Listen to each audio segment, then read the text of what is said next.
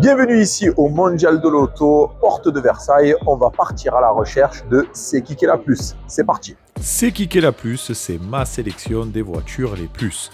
Vous allez vite comprendre car ma communauté naissante est brillante et intelligente. Alors j'y étais le samedi 13 octobre, veille de fermeture, c'était café de monde, donc vous aurez des images filmées par mes soins, mais aussi des images officielles. Allez, on enchaîne. C'est qui est la plus petit du salon? Comme ma bite. La Mobilize Duo du groupe Renault, appelée à succéder à la Twizy. 2,43 m de long pour 1,30 m de large, 2 places et 100% électrique. Je suis partagé pour ce genre d'engin, ça fait un tabac apparemment sur les parkings des lycées, un peu aisé. Moi j'ai l'impression que pour un usage urbain, vaut mieux un 2 roues. Et éventuellement les jours de pluie. Et niveau sécurité, c'est un peu mieux qu'un 2 roues aussi. C'est qui est la plus longue du salon? Un peu comme ma bite. Avec ses 5,68 m, le Tesla Cybertruck ou la Tesla Cybertruck, dites-moi dans les commentaires si on dit le ou la. Ce pick-up américain à 1, 2 ou 3 moteurs est juste immense, au point qu'on se demande s'il sera conduisible en Europe. Vu nos rues, par rapport à ses dimensions XXL, c'est du quasi impossible. Et puis, les pick-up, c'est pas pour nous. Comment tu fais pour te garer en ville alors qu'avec une Smart, déjà, c'est galère. Quoique, déjà, la Smart, au moins, elle peut rentrer dans la benne, à mon avis. C'est qui est la plus autonome du salon? Il dure de plus en plus longtemps. L'Audi A6 e-tron Performance avec ses 367 chevaux, sa batterie énorme de 95 kWh, sa base 800 volts permettant une puissance de recharge jusqu'à 270 kW, permet d'atteindre 757 km d'autonomie. Bon, j'aime pas Audi, j'aimerais toujours pas, mais il faut avouer que techniquement, le job est fait. Elle colle une tatane à sa rivale, la BMW i5 niveau autonomie, et vu les prix demandés, les gens ils achèteront quand même une BMW. C'est qui est la plus belle du salon? Pour aller la voir et la filmer, ça a été un enfer. Et pourtant, je l'ai choisie elle, alors qu'il y avait aussi la Peugeot Inception Concept et la Renault R17 Oraito. J'ai nommé l'Alfa Romeo 33 Stradale. Et dire que j'aimais pas cette marque. À l'époque, j'étais juste envieux de la sonorité du V6 Busso.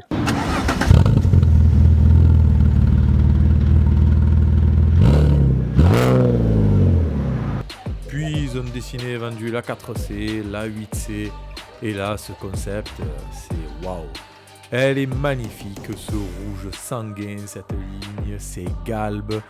Ils savent dessiner les Italiens, et que dire de cet intérieur que je n'ai même pas pu approcher, c'est juste magnifique. C'est qui est la plus vilaine du salon? Elle est moche. Direction le stand Citroën pour trouver la pire mocheté du mondial de l'auto. Je veux parler de la Citroën C4X restylée. Et oui, le Tesla Cybertruck a trouvé son maître, c'est dire la performance du constructeur français. Pour comprendre, il faut voir les vidéos où il dévoile la voiture. So, let's go for the reveal.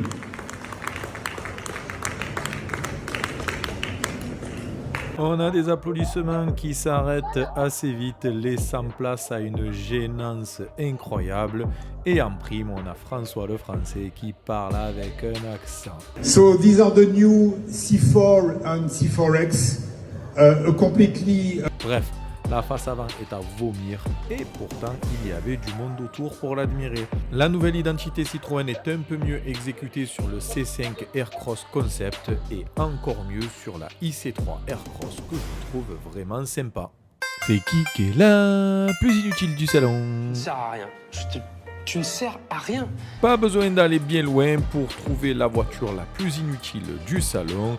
J'ai nommé la Peugeot i408.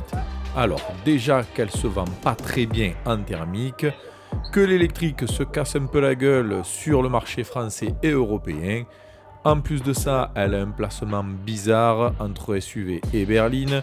Sa plateforme n'est même pas la plus adaptée à l'électrique dans le groupe Stellantis. Et en plus, c'est loin d'être la meilleure du marché. Et surtout pour 1000 € de plus, on peut avoir un i3008 qui est mieux partout. Ça me fait mal parce que franchement, elle est pas si laide. mais à mon avis, elle est condamnée à se planter. C'est qui est là? Plus sexy raisonnable du salon. Énormément de monde sur le stand de Renault, tant le constructeur français est venu les bras chargés. Entre le concept R17, la R4, la Twingo et surtout la R5. Et c'est d'elle qu'on va parler. Elle a tout pour elle, sans déconner. Elle est belle, que ce soit à l'extérieur ou à l'intérieur, c'est pareil. Elle est adaptée à la ville, moderne mais en respectant son héritage dans son dessin, pas comme la MG Speedster par exemple. L'intérieur est design et technologique grâce à Android Automotive, suffisamment autonome pour le quotidien. Ses points faibles, son prix et sa vitesse de recharge. Elle est aussi, à mon sens, beaucoup plus jolie que la version Alpine A290, qui semble plus adaptée à une soirée tuning digne des premiers Fast and Furious. Mention spéciale pour la version Roland Garros, absolument sublime. C'est qui est là? Plus cher pour ce que c'est. C'est cher. Purée, c'est goûtant. Hein. Sur le stand d'à côté, aux côtés de la R5 Tuning de la 290 et autres concept cars divers et variés, ou encore une Formule 1 accrochée au mur, solidarité avec les employés de Viry-Châtillon, on a l'Alpine A110R Ultime Edition, plus connue auprès des visiteurs comme l'Alpine A300K. Sérieusement, elle tue. Mais qui va mettre autant d'argent pour ça, alors que pour moins d'argent, on peut s'acheter une Porsche 911 Turbo avec le malus, une Ferrari 296 ou une Roma, ou encore le Graal, une BMW Z8 d'occasion. Bref, je comprends pas ce que veut faire Alpine. Autant l'A110 au début c'était parfait, autant là le virage tout électrique, la tentative de monter en gamme alors qu'il y a toujours le Komodo pour la radio absolument dégueulasse. Éventuellement ça peut être un investissement vu la rareté du truc. Affaire à suivre. C'est qui est là? Plus grosse et plus puissante. Le SUV de tous les superlatifs, c'est le plus gros, c'est le plus puissant. C'est lui, le Yangwang U8. Il dispose de 4 moteurs électriques de 299 chevaux chacun pour une puissance cumulée de 1196 chevaux. C'est toujours moins que dans un plat de lasagne Findus, c'est sûr. Il a aussi un moteur essence de 2 litres, un 4 cylindres, qui n'est juste là que pour servir de générateur d'électricité. Avec 3,46 tonnes, c'est un mastodonte, un poids lourd qui est capable de voler comme un papillon, vu qu'il sait faire avec ses roues indépendantes un 360 degrés sur place. Aussi, il peut rouler à 3 roues, ce qui aurait pu plaire au général de Gaulle, et même rouler sur l'eau. Mais il peut aussi piquer comme une abeille avec ses 3,5 secondes pour un 0 à 100. C'est incroyable, c'est un véritable tank. C'est qui est là? Plus mieux pour moi. Évidemment, c'est une bavaroise. Évidemment, c'est une familiale. Évidemment, c'est pas un SUV. Et évidemment, ça marche au samplon avec un moteur noble, la BMW M5 Touring. Bon, la politique interne de la marque veut qu'il présente la i5, mais esthétiquement, c'est pareil. Avec 727 chevaux et pas de malus, c'est presque une bonne affaire à plus de 160 000 €. Taillée pour l'autobahn, en famille ou éventuellement pour faire le tour du Nürburgring, elle saura aussi ravir le père de famille responsable que je suis grâce à la conduite en tout électrique du système hybride, ainsi qu'aux 4 roues motrices pour arriver en toute sécurité à Megève. C'est qui est là? Plus légendaire du salon. C'est incroyable, mec. Il était là il y a 30 ans, j'ai pu le voir pour la première fois de ma vie à Genève l'année dernière.